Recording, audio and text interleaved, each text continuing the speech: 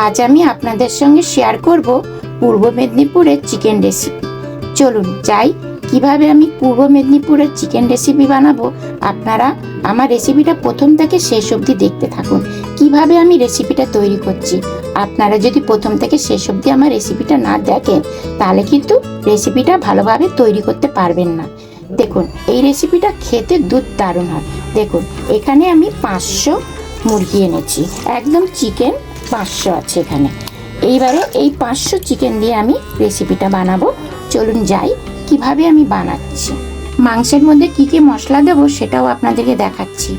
এই দেখুন, আদা কুচি করে রেখেছি, এখানে রসুন ছাড়িয়ে রেখেছি, এখানে টমেটো রেখেছি, এখানে পেঁয়াজ ছুলে রেখেছি, এখানে শুকনো লঙ্কা রেখেছি, সব আস্ত রেখেছি। এগুলো সব আস্ত রেখেছি আর এগুলো কুচিয়ে নিয়েছি।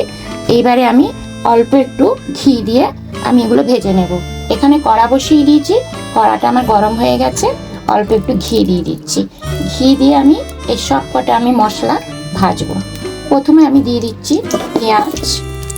পেঁয়াজ দিয়ে দিচ্ছি, তারপরে দিয়ে দিচ্ছি টমেটো, শুকনো লঙ্কা, আদা দিয়ে দিচ্ছি, সব একবারে ভেজে নেব। আর এখানে দিচ্ছি রসুন কোয়া। এবারে আমি তেলের মধ্যে তাই ভেজে নেবো। এইভাবে হালকা করে ভেজে নিয়ে পেস্ট করে এনে আপনাদেরকে আমি দেখাচ্ছি। এখন আমি মশলাগুলো পেস্ট করে এনেছি, এবারে আমি চিকেনের সঙ্গে দিয়ে দিচ্ছি। এই দেখুন, প্রথমে দিচ্ছি আমি পেস্ট করা মশলা, এবারে এক এক করে আমি দিয়ে দিচ্ছি, একবারেই মেখে নেব। এবারে দিচ্ছি নুন, হলুদ, এবারে দিচ্ছি দই। এই দেখুন, দই দিচ্ছি। দই দিয়ে দিলাম, সর্ষের তেল দিয়ে মাখবো, সর্ষের তেল। আর দিচ্ছি কাশ্মীরি লঙ্কা দিচ্ছি, অল্প দেব ওর মধ্যে। তো লঙ্কা দিয়েছি বেটে, এবারে রং করার জন্য দিচ্ছি এটা। এবারে দেব গরম মশলা দিচ্ছি এর মধ্যে, দিয়ে ভালো করে আমি ম্যারিনেট করে রেখে দিচ্ছি 10 মিনিটের মতন। এইভাবে মেখে 10 মিনিট আমি রেখে দেবো। এবারে আমি কড়ার মধ্যে তেল দিয়ে দিচ্ছি, সর্ষে তেল দেব এবং তার সঙ্গে অল্প একটু আবার ঘি দেব। সর্ষে তেল আর ঘি মিলিয়ে রান্নাটাকে আমি তৈরি করব। তারপরে আমি প্রথমে দিয়ে দিচ্ছি গরম মশলা দেওয়ার পরে সামান্য একটু চিনি দিয়ে দিচ্ছি।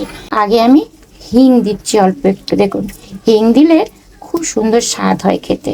হিং দিচ্ছি, অল্প একটু দিচ্ছি, বেশি না, অল্পই দেব, কারণ বেশি দিলে তেতো হয়ে যাবে। এবারে আমার মশলাটা তো হয়ে গেছে। এবারে দিচ্ছি পেঁয়াজ কুচিগুলো দিয়ে আমি ভালো করে লাল লাল করে ভেজে নেব। এইবারে আমি 2 কোয়া রসুন দিচ্ছি এর মধ্যেই আমি ভেজে নেব। মশলাটা ভালো করে আমি ভেজে নিচ্ছি। দেখুন, রসুন পেঁয়াজ ভাজা হয়ে গেছে। দেখুন, লাল লাল করে আমি ভেজে নিয়েছি। কি দারুণ একটা সেন্ট বেরিয়েছে, আপনাদেরকে আমি কি বোঝাবো, দারুণ গন্ধ বেরিয়েছে। এরকম কাঁচা রসুন আপনি এরকম তেলের মধ্যে দিয়ে দেবেন, দেখবেন দারুণ গন্ধ লাগে। এবারে দেখুন, আমি মাংসটা যে রেখেছিলাম, মাংসটা আমি দিয়ে দিচ্ছি এর মধ্যে, দিয়ে ভালো করে আমি কষিয়ে নেব। এইভাবে আমি কষিয়ে নেব। দেখুন, চিকেনটা ভালোভাবে কষিয়ে নিয়েছি। জল প্রচুর বেরিয়েছিল, আমি কষিয়ে নিয়েছি। এইবারে আমি ঢাকা দিয়ে দিচ্ছি, 10 মিনিটের জন্য ঢাকা দিয়ে দিচ্ছি। তো মাংসগুলো সেদ্ধ হয়ে যাবে। আমি 10 মিনিট পর ফিরে আসবো। দেখুন, চিকেন কষে গেছে। আমি এবারে ঢাকনাটা তুলছি। দেখুন, কত সুন্দর তেল বেরিয়ে গেছে, কত সুন্দর কালার হয়েছে, কি সেন্ট বেরিয়েছে, একটা দারুণ সেন্ট বেরিয়েছে। এইভাবেই আপনারা রেসিপিটা বাড়িতে করবেন, একবার হলেও ট্রাই করে দেখবেন। আর আমার রেসিপিটা ভালো লাগলে অবশ্যই কমেন্ট করে জানাবেন। কি সুন্দর গন্ধ বেরোচ্ছে দেখুন। যারা ভাত খেতে চায় না তারাও এই রেসিপিটা পেলে পরে ভাত খেয়ে নেবে। যে অল্প একটু ভাত খায় সে বারবার ভাত চাইবে। দেখুন, আমি অল্প একটু জল দিয়ে দিলাম, জল দিয়ে ফুটিয়ে নেব। আমি কষিয়ে নিয়েছি মাংসটা, এবারে জল দিয়ে ফুটিয়ে নেব। বেশি কষা করব না, আবার বেশি ঝোলও রাখবো না, একটু মাখা করে রাখবো। তো রুটি দিয়ে ভাত দিয়ে খাবো। এই রেসিপিটা রুটি দিয়ে ভাত দিয়েও আপনারা ভালোভাবে খেতে পারবেন, খুব সুন্দর লাগে খেতে। দেখুন, পূর্ব মেদিনীপুরের রেসিপি তৈরি, কত সুন্দর কালার হয়েছে দেখুন। কীভাবে তেল বেরিয়ে গেছে দেখুন।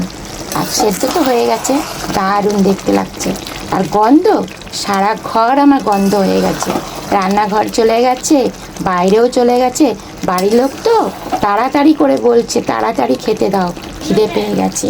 এই রেসিপিটা তৈরি হয়েছে তাই তাড়াতাড়ি করছে। দেখুন, এই রেসিপিটা আমি এখানেই শেষ করছি। আবার আসবো নতুন একটি রেসিপি নিয়ে।